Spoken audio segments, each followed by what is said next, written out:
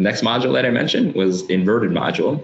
And this is a request to be able to image tissues and slices in an inverted configuration where it might be easier to plate on a dish or a 96-well plate on the same system without buying a new inverted microscope. And so we designed a module that takes advantage of our oversized optics in order to do so with the setup that you currently have. And so it's compatible with slides, dishes, well plates, and you can convert between this inverted mode and an upright mode. It's, like I mentioned, it's compatible with 96 well plates.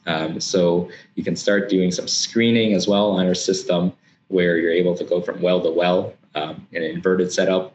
And on the same day, switch to an upright sort of setup for in vivo type experiments.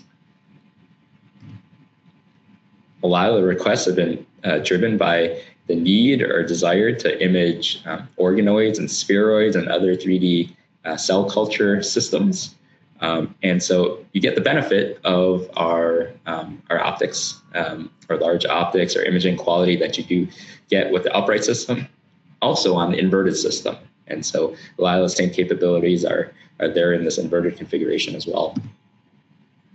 And so this is data from Matt Lindley and Irene 𝘃𝗶𝗱𝗲's lab at Tufts University. Who's our beta tester for some of this. And so they're a cancer imaging lab, and they're showing beautiful data in this inverted setup where they're putting tissue, in this case live melanoma cells expressing membrane-bound GFP, on the inverted microscope.